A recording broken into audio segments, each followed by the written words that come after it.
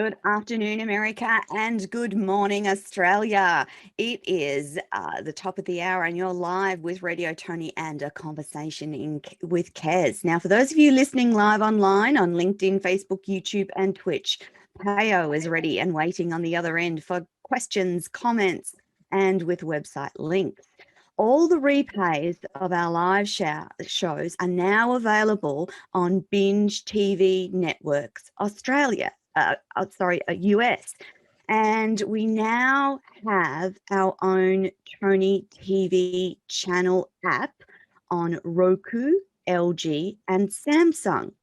Now, this means that anytime you appear on any of our shows, either Kez and my show, my own business show, or in series of shows, you will be in front of millions more people. So Roku app alone has 40 million registered users. So the chances of being seen on Radio Toni is magnified somewhat as of today. So that's exciting news. I love starting my Monday mornings because it's Monday morning here in Australia with the delightful Kez Wickham St. George. And our show is all about authors, writing, and also artists, which is particularly interesting today because we have an amazing guest who does both. Now, Kez Wickham St. George is the driver of her own creativity, and her passion is to inspire and nurture others to tell their stories. Her values are simple. When you touch a heart, you can change a life. By encouraging you to write or journal, her belief is you will only value add to someone's life. Now, our guest today is the wonderful Denise Bosar, and Denise is a novelist, poet, award-winning photographer, and artist. She's a certified mediation facilitator, a contemplative arts teacher. She's an information technology professional. She has a BA in chemistry, an MS in computer science, and a PhD in developmental neuroscience. She's also a survivor of childhood sexual abuse. Denise spent her adulthood healing herself from the trauma and impact of sexual abuse on her life. She is not a mental health professional, but she is a thriver who's traveled a healing journey and is able to share a personal guided experience with readers to find and engage in their own journey to healing and becoming thrivers. Thriving After Sexual Abuse is an eloquent and empathetic self-development book laying out a blueprint for survivors. She shares her own traumatic experience of childhood sexual abuse, and Thriving provides tips and suggestions of activities, practices, and offers tangible strategies for readers to reclaim their lives and move forward to a life of thriving. Her IT job helps keep the household running, but in between, she does amazing things, including writing, teaching photography, going on photo shoots to discover the extraordinary in an ordinary life. Good afternoon, Denise, and welcome to the show. I've been doing all the talking so far, so I'm going to hand over to my amazing co-host, Kez Wickham St. George. Good morning, Kez. Good morning from Perth. It's still very dark over here. So, Denise, your bio just fascinated me. Being a writer myself, I was the, oh, good, we can get into some meaty stuff here. So, so you also do some, as we talked before, some poetry. Do you think your poetry has led you into self-healing as well? Absolutely. That's kind of where all of this writing of healing started. I had begun a yoga practice and was really learning more about how to be present in my body, experience my body in a positive way. And that sort of cracked things open, because when you work with your body, you start to release some of those memories that you have and some of the trauma. And so I started writing poetry about my abuse and about my healing journey. And that's what really got me started writing around my story. Fabulous. I find a lot of poets, that's their gateway. That's their gateway into actually writing a book. As we talked before, I wrote poetry with Japan, and I found that was, apart from the language barrier, we had a lot of fun, and it did open a few gates, emotional gates for me as well. So with your actual I haven't talked to you before, and I believe Toni has interviewed you before, Mm-hmm. but with your books, how did you want to get it out in the public view? How did you go about it? Well, when I wrote my fiction and did my original poetry books, I just was deciding I would self-publish. And I had a friend who had gone through the process and was able to get his book out self-published. And so I learned a lot from him on how to do that. As you know, it's very challenging to find a publisher these days, whether it's fiction or nonfiction. And almost in nonfiction, it can be harder to find a publisher. So I decided I would self-publish, and that gave me full control over the whole process. I got to pick the cover, I got to pick, my editors, I got to decide what platform it was going to be on. So there was a lot of control over that. And it is hard to, get out there and get in front of people, but doing shows like this is one of the ways that we can certainly let people know about what's available to them. And that's what I'm trying to do, is just raise awareness, whatever way I can, to share it with people, particularly my newest book. I just really want people to be aware of the possibility of finding this book and beginning their own healing journey. I think why I felt so much empathy with you is because all three of us this morning have all been sexually abused in some way or form. Not myself as a child, but as a very young adult. And it's not a pleasant experience. So I found writing was a very, very healing.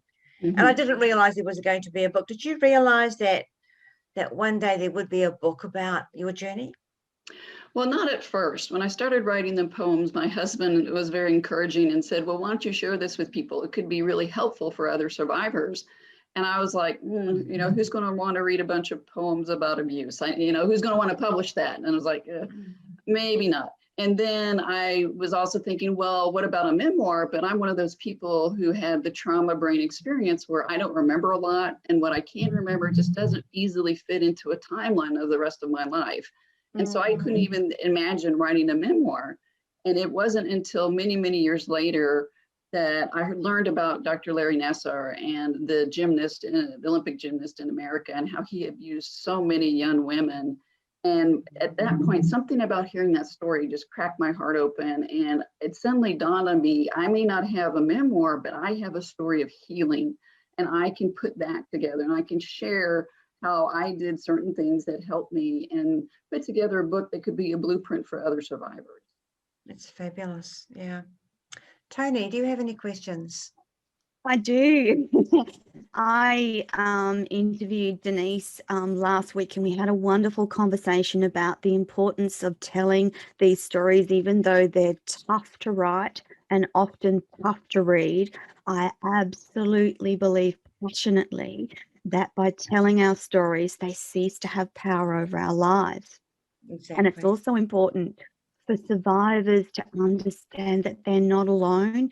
And if more people were braver in writing their stories, then that gives the world and humanity more access to books that might help. And with Denise's book in particular, there's strategies and tips and activities that are really helpful in the healing process. I think that for Denise to be so brave and write a memoir about sexual abuse is incredible. And I think that we need to keep encouraging anyone who's survived that sort of trauma to keep writing about it, because the more we write about it, the more it shines light on how these crimes happen, what the impact is on victims, because we often talk about it's quite a lot in the press about abuse, but we don't often talk about the trauma that it leaves and the healing process that you have to go through to get on with your life. Now, for many victims, they don't actually tell their stories, do they, Denise? No, and there's a lot of shame that victims feel. Yes. A lot of people feel it's their fault, and they're just too ashamed to share it even verbally with somebody. It took me a very long time before I was able to start sharing my story, even with people who are close to me, even with my family. And I really think what you're saying is powerful, that even if you're going to write it just for yourself, even if you're going to try to process it, there's something about putting your thoughts, your emotions, your memories down on a page, even if you're writing letters to people you never send, if you burn them afterwards, whatever it is, it's a process that really is very healing for you to go agree. through. I agree. I think Denise, that's the way I started off. Sorry, Toni. I was just going to say, Denise, did you I know that I wrote letters and burnt them, or wrote notes and burnt them. Is that something you did too, Denise? I did write a letter to my grandfather, but it came much, much later in my healing process. And actually, you know, we talk about forgiveness, and in my book, I talk about forgiveness of myself so that I could have my own healing. And the letter I wrote, but decided not to include in my book, that was a letter to my grandfather, was just a letter to say, you know, I just feel sorry for you. I'm sorry your life was so bad that you had to do this. You had to find a way to fill the dark hole in your soul by consuming these people in our family, these women in our family. And I recognize that he probably went through some form of abuse himself, and that was something that he was carrying on into the family. But it's normally the way. Yeah, it just continues. And I had gotten to the point where I just felt sad about it, that this was the only way that he could understand what love meant. And he was so disconnected from that. But I think that, you know, I've written other letters that are just expressing things and just threw them away, because there's something cathartic about putting on a paper and then throwing it away or burning it and seeing, you know, it's done. I've got it out. It's done. And that can be so helpful, just to shift that energy out of you and just say, it's not part of me anymore. I'm releasing it. Yeah, I think the burning part really excited me when I lit that fire, and it was way you go. I don't need you anymore. So But Denise, you've got here, you've written books. Well, on your bio, I'm reading you've written poetry, you've written fiction books, and you've written a series of art your way. So which genre do you really, really have a passion about? I enjoy all of them. It's like, which is your favorite child, right? How are you going to pick, right? And they're all different in the way that I feel about them and how they came about. You know, the art books, I'm a photographer. So what I did is I put my photography into books and then just made it copyright free so people could use them in their artwork.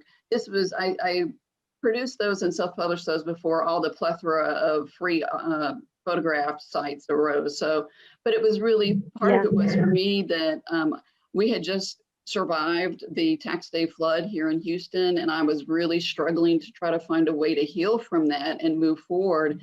And I couldn't even pick up a camera and go shoot any photographs at that time. I was so traumatized.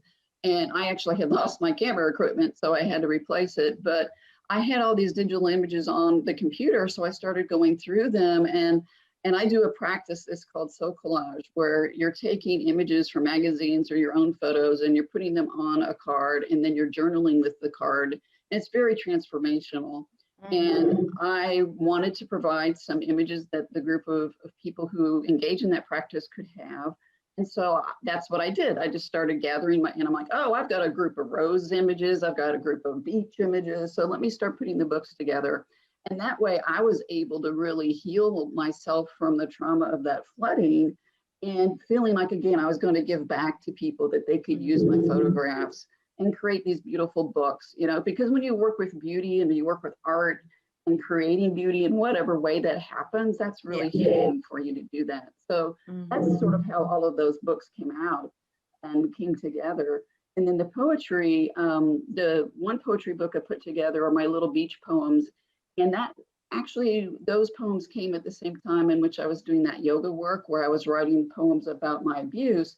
So during the mornings when I could get to the beach and walk, I just see all these scenes and, you know, all the imagery from being on the beach. And I'd write those beach poems in the morning that had nothing to do with my abuse. And then at night, I would write about the abuse. It just how that worked.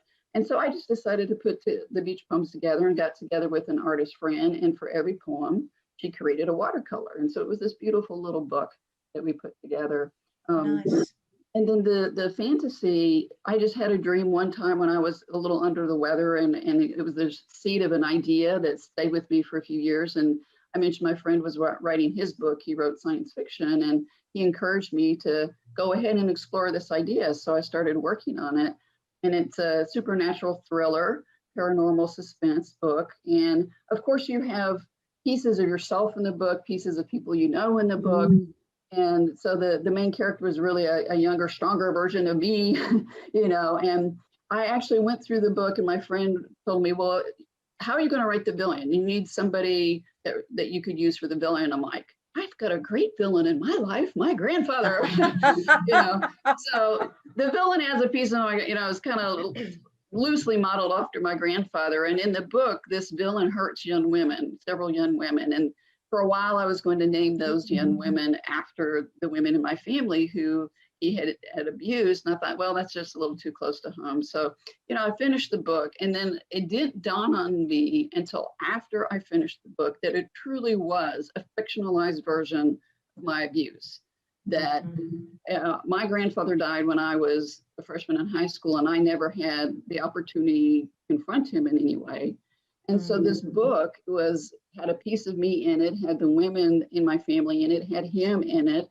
And in the end, we confront him and we win. And it was looking back after writing the book that I realized what had happened. You can read the book, you know, and never see any of that in the book. It's a fabulous award-winning fantasy book. But looking at it now, I'm like, wow, my subconscious was doing a lot of healing in writing that book. Yes. Yeah. I think most of us, when we have been abused and we do write, it's the feeling of achievement afterwards that we have won the war. Yeah, for sure. Yeah. And I just enjoy being creative. I enjoy storytelling, and each of those genres has a different challenge, right? When you're writing fiction, you want to have a captivating story that's convincing to people, engages and draws them in. You want interesting characters. You have to have a story that pulls things together across the plot. And so there's a lot of intricacy about the storyline that you have to work on in the characters. But with my nonfiction, it was really more structuring it and putting the pieces together in a very different way. I didn't have to write it sequentially. I could work on whatever was easiest to work on at the time. And I had a clear vision for the structure and wanting it to be interactive, wanting people to grab a journal and answer the questions I put at the end of each chapter, and wanted to include a piece of my story. And it was much harder, obviously, to write my personal story than it was the fiction. And I couldn't just start at the beginning and write through it. I had to jump around, and I actually had to start with the questions for the reader first, and then write my story that went with those questions. And the introduction, where I lay out everything that happened to me, that came last. That was the hardest piece to write. Yeah.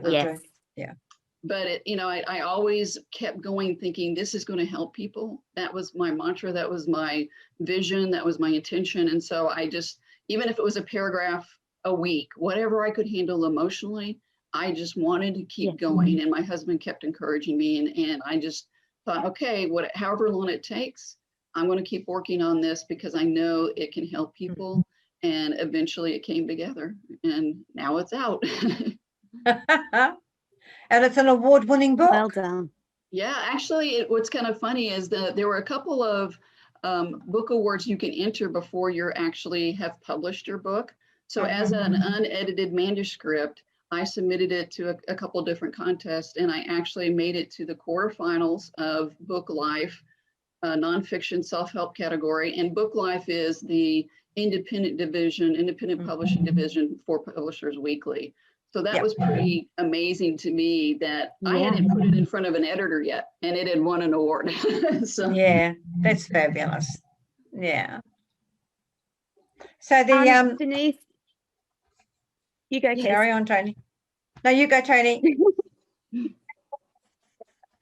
I was just going to say, there's something I did the similar process to Denise when I wrote my story, and the hardest bits I left till last, because there's an emotional, even as healed as you are, when you decide to actually write that book, usually you're at a stage in your healing when you can talk about it, it still takes it out of you in terms of emotional and physical, just getting those chapters out. Denise, was it like that for you? Did you Oh, feel that toughness? Yeah. yes, absolutely. It was incredibly draining, and it stirred things up, as you can imagine, because I'm putting myself Yes. back, when I was in different ages and trying to write about the different ages and what I did when. And it was incredibly draining. That's why literally, if I could write a paragraph at a time, my fiction book, I'm a visual person. Yes. I would kind of see the scene of the chapter in my head, and then I just sit down and write it for 2 or 3 hours on the weekend. And there was a schedule, and I did that. And I tried to do that with the nonfiction. Silly me. I'm like, oh, okay, I did that for fiction. Let me do that for nonfiction. Easy peasy. It blew up in my face. I got such writer's block. I could not make any progress. And it was incredibly frustrating because I felt like I was ready, but I was putting too much pressure on myself to do it sequentially and to do it in a particular time frame. And when I said, okay, let's just take it easy, literally a paragraph is enough. And then I found this way to sort of dip into the questions for the readers first and that sort of thing. And then it eventually came together, but it was pretty grueling. And again, I just kept thinking, you can do this, it's going to help people. And obviously writing something like that, as you mentioned, Toni, is healing in and of itself. It's another level of healing that I was able to give myself by being able to do that. And part of the writer's block was not fear of sharing my story, because I had told a few people, I had shared it with people. I felt I was kind of ready to go forward with it. But I guess I was afraid that people wouldn't like it.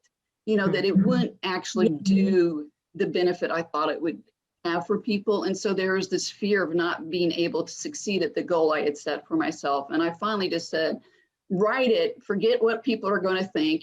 Some people are going to like it. Some people are going to be afraid of it. Just write it, and giving myself permission not to have a schedule, to jump around in the book, to not worry about what people would think.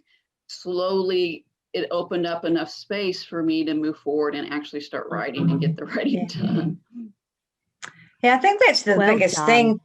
It's for all writers that write about abuse, it's what are people going to think, and they're going to boo-hoo it, or they're going to laugh at it, or I was actually, when my book was published, I was actually asked to leave a house because they didn't agree with what I'd written. And I just, there was shock, and then there was shame, and then there was a little bit of joy that they had connected with the book, not in the way I wanted it to, but they had connected with the book. There's and I find a lot of other women that have written about abuse, they feel the same way. They get frightened. What are people going to think about this? And what about you, Toni, when you wrote about your abuse in your life? I was just going to say, that was my next question for Denise. Was there any family fallout? Because as Kez knows, there's been quite vicious family fallout. That's not been the experience from other readers, like the letters from people saying, you've given me the courage to write about my own story, or thank you for writing so vulnerably, or lots of wanting to know how my daughter is, how it all turned out, that sort of thing. But the reaction from my family has been and still is really difficult to deal with, because I didn't realize that my healing had actually surpassed their level of healing. So you can only read from your own point of reference in healing.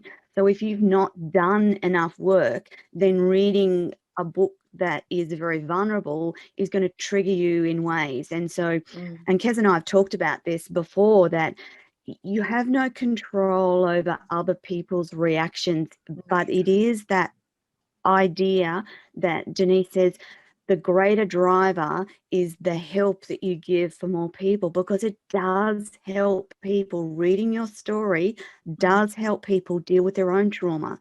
Denise, was there any fallout in terms of family for you? I know you've got a very supportive husband. I've got an incredibly supportive husband, so's Kez. I couldn't have done it without him. What about you? Yeah, I think for me, I was very, very lucky that I had slowly told people in my family over time what had happened. And when I shared it with them, I was believed and I was supported. And generally the response was anger at my grandfather. Now, he had been dead for many, many years by this time. So there was a lot of distance for people, and they didn't have to be present and engage with him and have them active in their life. So that was a situation that I think allowed them to be more willing to respond positively. And then when I started writing the book, at first I didn't tell my parents. I was like, I don't want to stir things up if I'm not going to finish it, right? Because I was in that state. I wasn't sure what was happening. And I told my sister, and she was encouraging. And I knew I was finally going to publish it. I couldn't get a publisher. I tried doing that. And I said, I'm going to do it myself. I know how to self-publish. So I got an editor. I'm like, okay, it's going to take, 6 months to a year to edit it. Let me get in front of my parents and talk to them. And kaboom, the pandemic hit, and I couldn't fly. I wanted to do it in person. I couldn't fly down there. They live in Florida. And so I kept postponing the flight and rescheduling it, and the pandemic continued. And finally, it got close to publishing time. And I thought, well, I got to tell them, because I don't want somebody they know to call them and say, oh my gosh, I just read your daughter's book.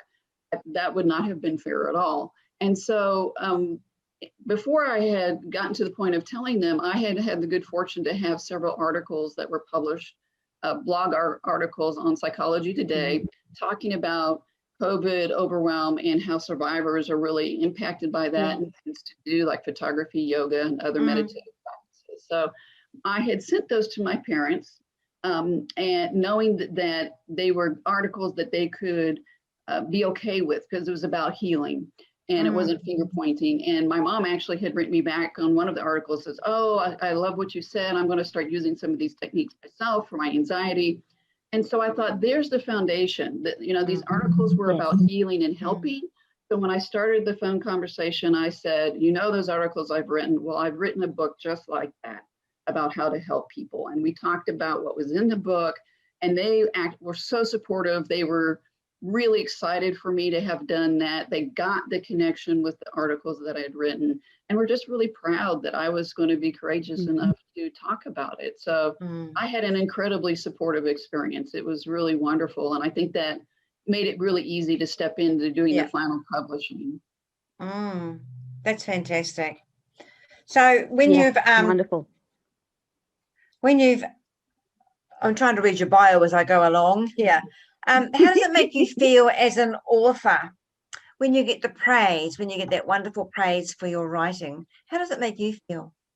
Well, some of it, I reached out and got a lot of endorsers for my book myself. Since I was publishing it myself, and every time someone, these were mental health professionals, these were yoga teachers, they were therapists, there are all kinds of different folks that were responding back so genuinely, sharing their thoughts, and so generous to endorse my book. And every time they came, you're pinching yourself.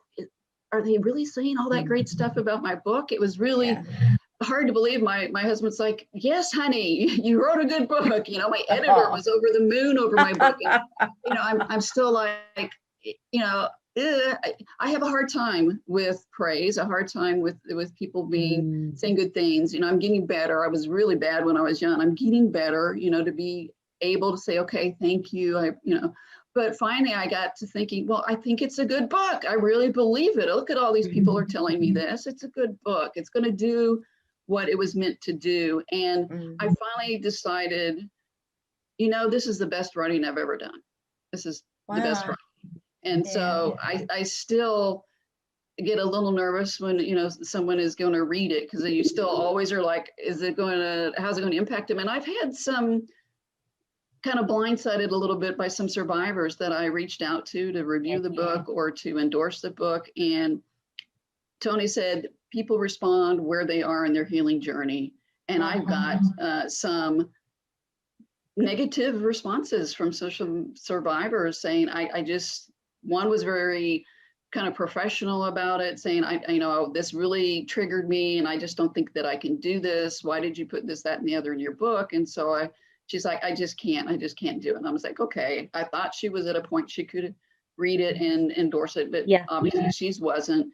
And then I had someone just literally attack me in an email, and it was same. it was, It was heartbreaking. You know, at first I was shocked because I didn't expect that. And it was upsetting because my goal is to help people, not make them get upset. But, you know, I talked to my husband about it and I was like, well, this person obviously is really not even ready to begin healing. And it was just overwhelming for them to even, and all it was the title of my book in an email, can you review this book? And it was just the title alone was enough. So it made me realize that my intention is to help, but people are going to respond, as Toni said, they're going to respond in their own way based on where they are on their healing journey. And even if some of these people who just are so negative about it, if some seed is planted that it maybe that will help start cracking them open in some way that they look for help, not necessarily my book, but some help, then it served its purpose, even if it was painful to hear them talk. But I'm really hoping that people will find something that helps them in the book. And the book is set up that you don't have to read it all the way through from beginning to end. And it may be a book you come back to. I ask people to journal when they're going through the different sections. And it's something that they could come back to. And sometimes you feel like you're not making progress. You know, it's like, I've been doing the work. Where am I? And if they go back and look at their journal of what they were writing and answering the questions, that actually might be part of a way to help them see how far they've come. Exactly. So that's my hope, at least. Yeah. Now, that's a good way of doing it. When I wrote my book, I didn't leave space for anyone to write anything. I just wrote and then handed the book over to an editor. And then when they did publish me, it was like, that's not what I wrote. So they changed a few things around on me. But I too there's people out there that just don't understand what you've been through. And I think a lot of it's self-denial as well. Yeah. And I just have a lot of empathy and compassion for them, because I can think of how, when I was at the beginning of my journey, how I might have reacted. And it's not personal, you know, it's obviously it's their situation, it's their place, it's their stuff, you know. I just happen to be, you know, the thing that triggered them in that moment. But then there's going to be people that are going to be able to use the book in a way that really get them on their healing journey or take it to the next level. So I just have to kind of keep out in the universe this idea that, you know, it's a benefit for whoever can find it. And I hope by word of mouth, and I hope that people who read it will share it and pass it on to other people and really help spread the word that it's not me telling you, here's the program, you've got 30 days to work the program. It's not that at all. It's all about finding your own path, you know. So that to me is what I want to share with people, is you can figure out your own healing journey. Here's some ideas. Let's work on it together. I'm sort of a mentor on the page for them and give them a little bit of a blueprint and some working space. But really, everyone gets to choose their own way that works best for them. Exactly. Yeah. Denise, the thing is too that lots of people don't consider that they even need healing. So some people that I've connected with trauma in their background have hidden it, never talked about it, don't want to talk about it, don't want to open it up. But I think what your book is trying to do is that people need to recognize that if you've been through trauma, you need to heal. If you want to live your best life, if you want to be the best person you can be, then you have to do the work. So hiding it, not talking about it, and shoving it back deep down in your life, it's not going to work, because it's going to show up in some other way, either as mental health illness, as a physical illness, or in your personality. And I think that if we can get across to people that you can live your best life, you've just got to do some of those things that work for you, that help you heal. And it's very individual for people, isn't it, Denise? Like some things that work for some people will not work for other people. And it's about finding what helps you most. So your journey through art and photography and yoga and meditation, some of those things are good basics for everyone, no matter what the trauma is. Those things generally will help you start to heal, won't they? Yeah, I think it is a book, although it specifically was written for survivors of sexual abuse. It can definitely be sexual assault. It can be trauma of Yes. any kind. I really think that the practices are about finding ways to come home to yourself, finding ways to be present in your body, finding ways to explore your joy and connect with your joy again, and connect with the person that was existing before the trauma occurred. And we don't want to just be survivors, right? Survivors, to me, I never liked that word, because that means that you're almost like barely living, you know, you're just going through the motions. And that's why my book is called Thriving After Sexual Abuse, because that's where we're trying Because to you get can. to. Absolutely. You most definitely can thrive. And isn't that the way that you want to go through life? Like, don't you want to just be so enjoying life and feeling happiness and joy? And like, from my personal perspective, I didn't realize what joy and happiness was, despite having moments of joy and happiness, you know, birth of kids and that sort of thing. But I didn't understand what true everyday joy and happiness was until partway through my healing journey.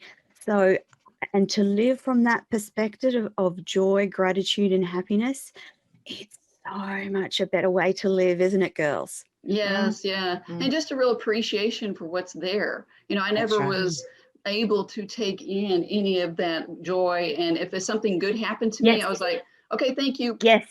Off to prepare for the next disaster, you know, that I expected to happen. And all the books that I've read around resilience and overcoming trauma, it's really about taking that in, taking that good thing in, even if it's like you said, in a beautiful picture of a sunset over snowy mountains, you know, anything that you can do to really build up, because we're rewiring our brains. We were trained when we were abused to think a certain way. The world's a scary place. People we love can hurt us. People hurt other people. You have to be on guard. You should be ashamed of what happened to you. All these things that were, you know, put into our brains from outside. We have an opportunity to literally rewire our brains into the way that we want our brain to be, and be in a place of thriving and appreciation and joy. So that's what the work is. All of these things really are just rewiring yourself. And you have the strength. Imagine the strength to get through what we've gotten through. And that strength we have can redirect it to help ourselves. That's dead right. And I agree fully. Yeah, and it's definitely about living that best life, not just going through the motions of daily life, the get up, the go to work, the et cetera, but actually enjoying moments of beauty, enjoying moments of connectedness. You know, I get immense joy talking to Kez and our guests every Monday morning. It just fills my life with gratitude that I get to talk to amazing human beings across the planet about a whole range of subjects. And if they're authors, all the better. It just is a better way to live life. That's right. Yeah, I fully agree. It's when you're grateful, life changes. It really does. When you're grateful for even the little things, you know, being sexually abused isn't fun. It's fun for no one. No. But unless it's the perpetrator. So as a young woman that was taken away from me, I was always very fearful. And mum put it down to my being naive. Well, I wasn't. I was hiding under the couch as much, or under the table. I didn't like people very much, but it also made me into being very observant. And I still have that trait with me. That's why I'm a writer. I'm very observant about. I'm a watcher. I like to watch people. People think it's a bit creepy, but it's made me a better writer. Yeah, and I think there's things that we did to get us through those situations. Now, some of those things are dysfunctional, and we want to recognize that we can let those go now. They no longer serve us. But some of those, we developed certain kinds of strength, like you said, strengths of observation, you know, strength of character, determination, grit, resilience. I mean, we developed so many things that we don't have to throw away, that we can keep building on to be part of our thriving life.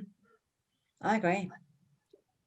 Yeah. Denise, with so many amazing books and such a diverse life, what is next for you?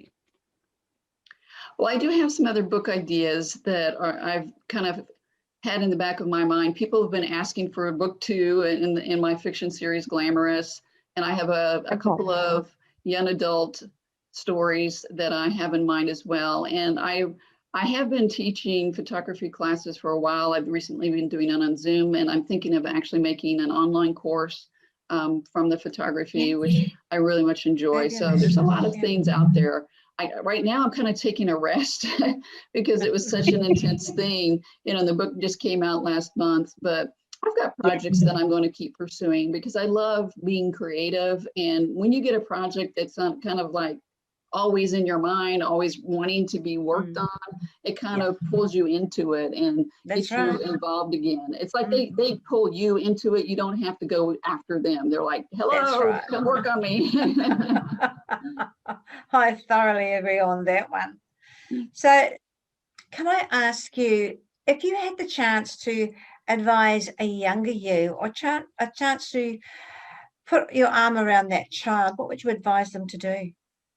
So just hang in there. It's going to be tough and it's not going to be easy, but you can do it and it's going to be wonderful. I'm in a great place. You're going to become me and you're going to love who you are. So just hang in there and believe in yourself. Fabulous. Yeah. And that's the biggie, isn't it?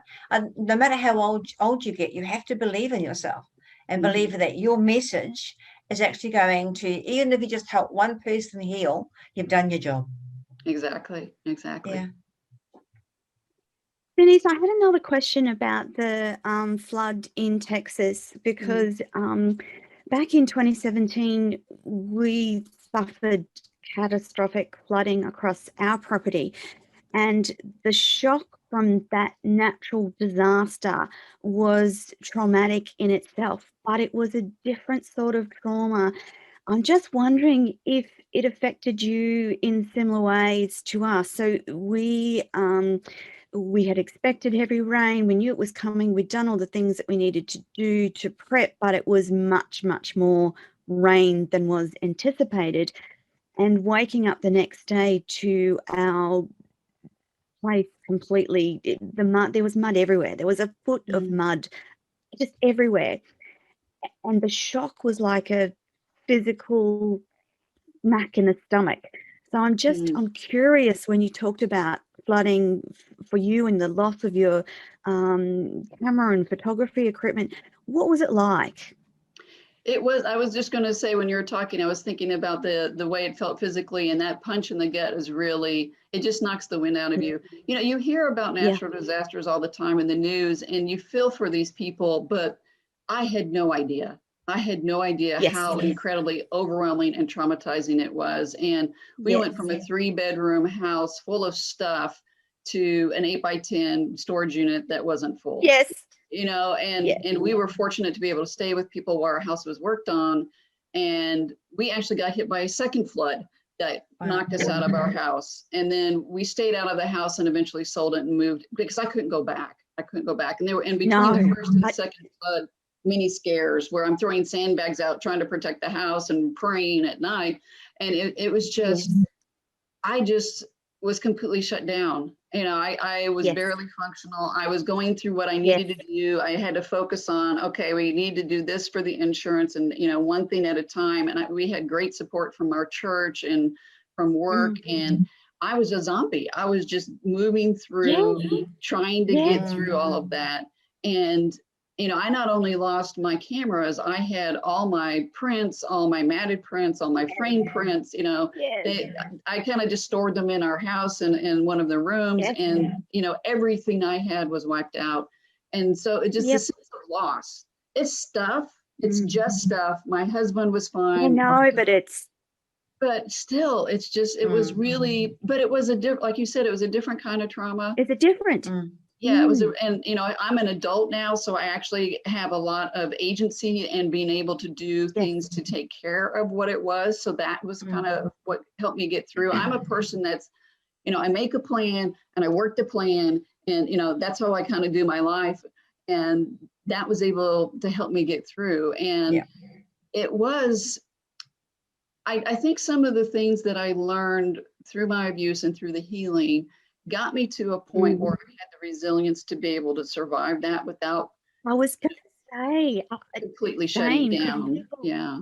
Mm-hmm. I But it remember was, the physical feeling. I remember that zombified, like that zombie feeling that lasted for a couple of weeks where it's just foggy and I can't remember. I just remember feeling like a zombie. And then it's the sense of loss and grief.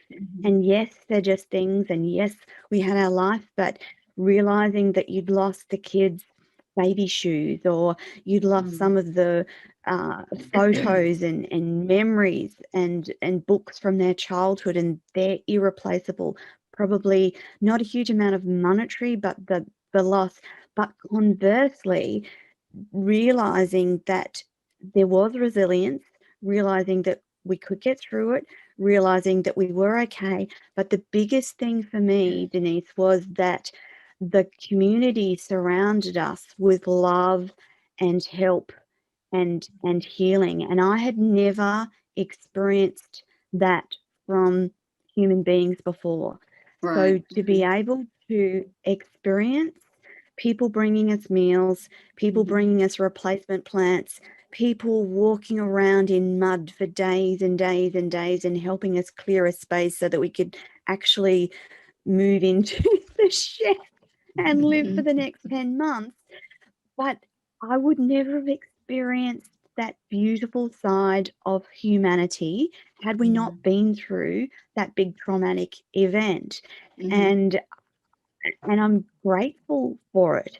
It wiped away a whole range of things that we didn't need. We simplified our lives. We simplified what we kept. We got rid of loads of junk that we didn't really need. And so there's this, I think that having been through childhood trauma, you learn to find something. Once you've done some of that healing, you learn to find the bright side of a natural disaster. So I just wanted to make that point about often there's not just one trauma in our lives, there's numbers of traumas. So if you don't learn to heal from those very first traumas, then it's going to make it difficult. Because I saw people who went through that same flood deeply and irrevocably changed for good, like just shattered. And I remember thinking, I hope that what I'd been through previously was the resilience that I was experiencing now. And did you feel that way too, Denise? I don't know that I actually recognized it at the time. You know, my mantra for my husband, he's can be an emotional guy. I sometimes am the more masculine, he's the more feminine, and I kept saying, we'll figure it out. I didn't have an answer, but in my mind, I was just confident, and I would say to him, we'll figure it out. We will figure it out. And I don't know if I would have had that confidence if I hadn't done my healing and known that I could figure it out for other things. There's some part of me that was like, we're going to figure it out. It's going to work out and we'll get through it. And so that is still when things come up and we're not sure what's going to happen, you know, with jobs or, you know, moving, whatever it is, it's like, we'll figure it out. We learn together that we will figure it out. And we'll have help from our families, help from the community, like you said, that people step up in amazing ways when you're in need to give you that support. And, you know, it's unfortunate that we can do that for natural disasters, but we can't as readily do that for people who have gone through abuse.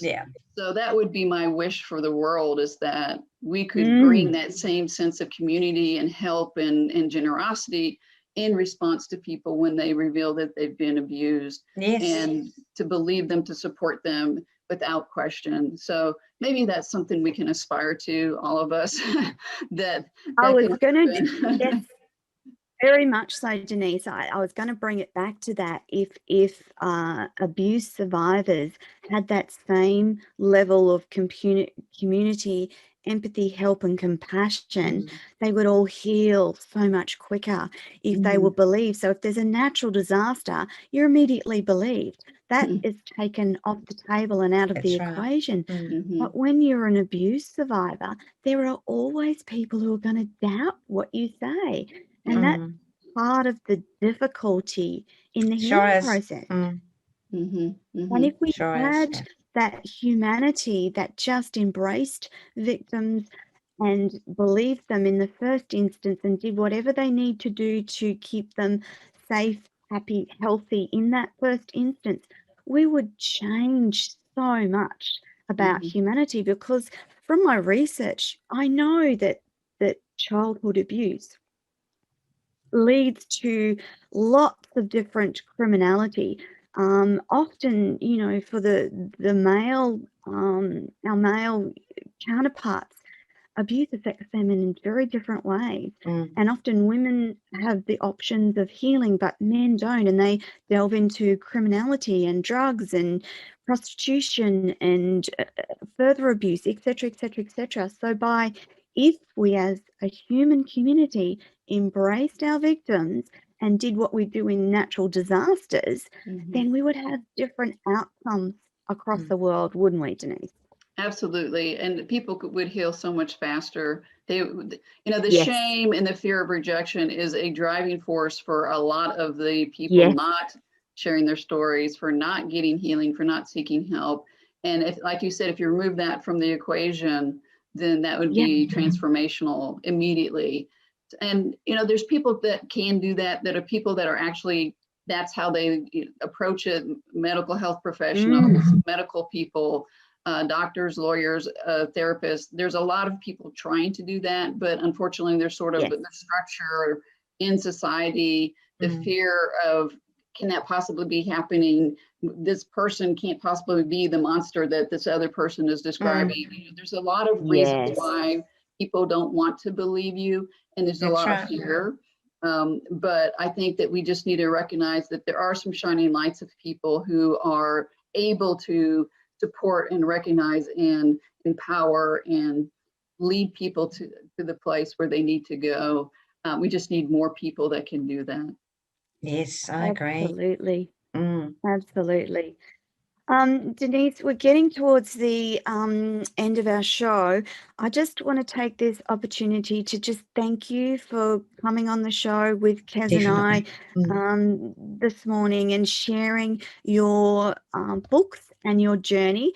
When I looked at all of your books and just realized there's such diversity in the types of books that you create, I was just in awe of what you've created, the art books in particular, and the healing that art and creativity bring to people, and then to see the nonfiction, your book Glamorous, and I know you've written three short story prequels for Glamorous? Yes. So the pre-stories for Glamorous, and you're hoping to write another in the Glamorous series? Yes. Yep. The Fantastic. Next one. How exciting for you. I really appreciate the opportunity to talk to you, Toni and Kez. It's been wonderful to share our thoughts around being thrivers and encouraging others to find a way to heal for themselves. I think that's wonderful, the encouraging words that you have and the sharing of your stories. I think that's just so helpful for people to know that they're not alone and that they can change their lives. And that's a key point. The most powerful thing that we can recognize is that we are women and we are healers and nurturers, and that we can help in many different ways, be part of a bigger community. It is happening slowly. Women are being recognized, that it's not all been guns and roses. So I think that's a very powerful thing within ourselves, that we are nurturers and healers, and maybe it's our job. I agree, ladies. I think that we will see in the next decade a rise of beautiful feminine strength designed to heal the world and create solutions that will help humanity. Mm. And on that note, my lovely ladies, Kez, thank you so much for co-hosting with me again today. Denise, thank you so much for your additional time and taking the time to appear on our show today. We wish you every success, and I look forward to seeing what happens for you over the next 12 months. And that, my gorgeous listeners, is the show for this morning or this afternoon if you're listening in the US. Thank you, Kez. Thank you, Denise. And over to you, TJ. Bye for now, everyone.